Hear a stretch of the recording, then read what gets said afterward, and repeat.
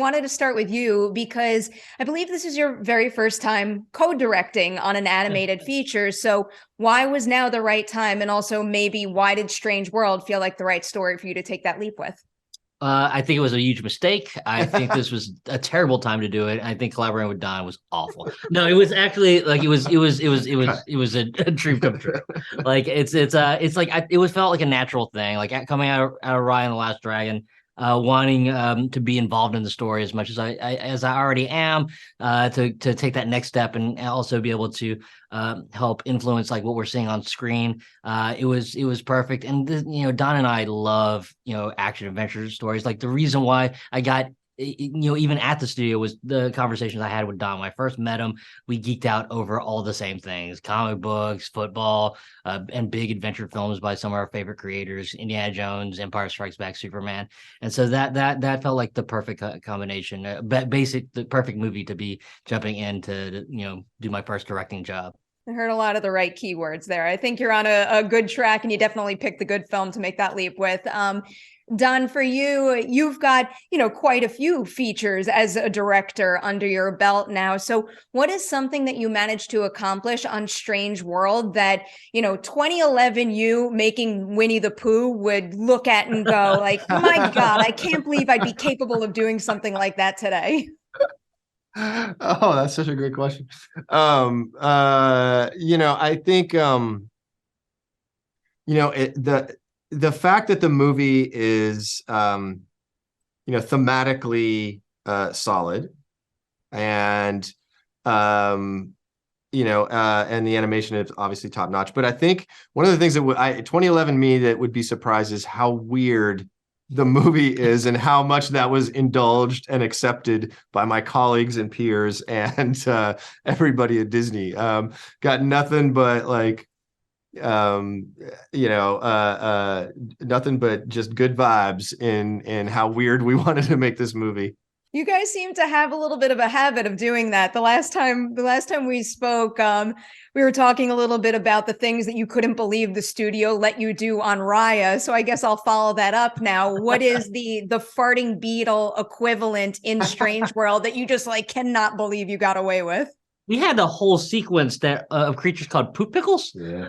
That was where where it was just creatures that's almost sole purpose was to be awkward looking and make weird sounds, which also helped motivate the story and blah blah blah. But the fact that like the whole studio came aboard, we had a sequence where we wanted it to be super super weird, and we had like our viz dev department came in and created these great little poop pickles. We had our viz dev department, our visual effects department decided to make crazy walls that moved and acid lakes, and then Don and Henry Jackman collaborate on a goofy waltz to have this action sequence happen. So it's a fun collaboration. Like a tiny child who can't hear you say poop pickle. Problem. There are a lot of details and specifically a lot of different creatures featured in this movie, and I want to buy and own all of them as you reference in the movie. I like that line quite a bit. Is there a particular favorite creature that you developed, whether it's something that's like front and center in a frame or maybe something that's in a background and doesn't get as much screen time as some of the others? I love them all, but I think the creatures we call the filter lopes. So they look kind of like an elk, but then they have almost a peacock fan that fans out. I just think they're really elegant and beautiful. And originally, I think they were only in one little sequence, and I think everybody fell in love with them. So we just kind of started peppering them throughout the movie. Yeah, I always love those like the little nubbin things that we have. Oh, yeah. They're basically like little glowing balls with feet. And it's just they're so simple, but yet I just love them. Every time I get to see a close-up shot of them, I'm just like, oh, they're just adorable. Yeah, that's at the top of my list. And I have a feeling the answer you're going to be hearing quite a bit is like Splat's just perfect. Splat's perfect. Yeah, love them. So there's a lot of really stunning design elements in your creatures and also the world overall. And it was making me wonder, are there any new animation tools or techniques being used in Strange World that, lets you create visuals that, at least to me, felt like something I have never quite seen rendered that way before? That's a good question. I don't know if we had any kind of specific new tool set. I will say I think the artists are at such a high level that no matter what tool set we have, they're going to, put something on screen like you've never seen before. And that was one of the promises of the movie to me, is just, creating space in a movie to allow these amazing artists to let their imaginations run wild and to not put any barriers on it and just let them go. And it was such the spirit of the movie that it was, like anybody could think up whatever they wanted and we'll just figure out how to do it. Yeah, I think actually one of the huge, like, kind of technological or huge leaps wasn't technological, but actually how we approached making the film, because of the environment also being kind of a character as well as effects being kind of an environment. We had artists now working together in ways that, like, animators were talking directly to layout, because like one of the ground planes was a group of little creatures that they had to run on top of. So that was actually, I guess, character animation, but it was also an environment. And you had like huge pieces of visual or special effects that would end up being like major pieces. It was just the way we were all talking to each other. Like when Henry showed up as a composer, his influence actually made me cut a lot of my lines out of the movie, because I was like, oh, I know that we can lean on the music to tell basically act 3 of this film. So man, when you look at all the dialogue in act 3, it's maybe 2 or 3 pages of dialogue. It's mainly pushed by his amazing score and like the amazing shots that our animators and layout artists were able to pull off. I love hearing about the level of collaboration on this film. And it's something I had watched a couple of interviews with your voice cast here, and it's something that they had emphasized. And, this question might be coming from me not really knowing the specifics about what goes on behind closed doors, but it feels like I hear more and more nowadays about voice actors getting to play and experiment in the booth and then the animation adapting to what they're doing. Is there anything about the filmmaking process that has kind of changed in recent years to accommodate that more? Yeah, I don't know if it's the process itself. To me, it's more, just in directorially how you approach working with your cast. I mean, it's always been kind of that's just been part of the way I've worked and was taught to work. That we work these scenes, we write these scenes and storyboard the scenes and get them perfect. And then we go in the room and we record them.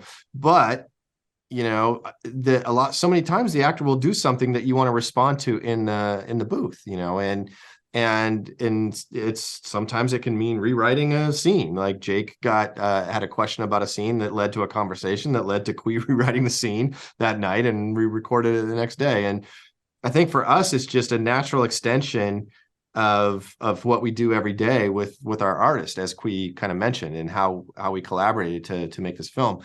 The voice cast being no different. It's just, I think this is ultimately a massively collaborative art form when it's at its best. So it definitely is a you thing. And as I just said that and I was hearing your answer, I'm like, oh, well, I have covered this in Raya in a really short span of time. Yeah. It was just last year when we did Raya. Yeah. I guess not that long. Yeah, we haven't slept a lot. It's worth it. I promise you that. I'll warn you, I'm going to end with a little bit of a heavy question here, but given the emphasis that this film places on how each new generation can influence the world that we're in, I'm going to kind of turn that in towards this industry. Can you each name someone who's rising in animation right now that you think has the power to change that corner of the film industry for the better? Ooh, that's a wow question. Like an individual?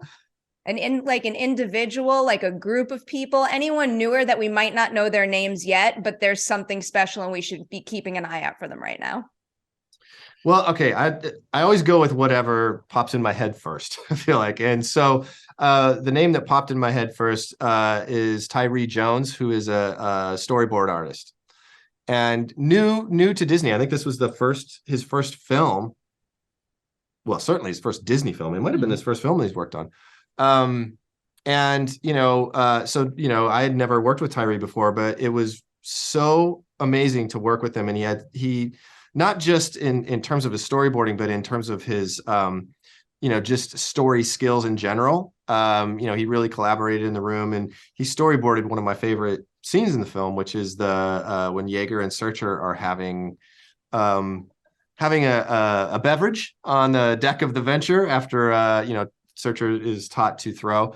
And just Tyree made some wonderful choices in there. So that was the first name that popped in my head. I'm likewise, like I think of our head of story, David Derrick, who has worked with us throughout helping us make this film. He was influential in Moana, and now he's directing Moana on Disney Plus, the series that's about to come out.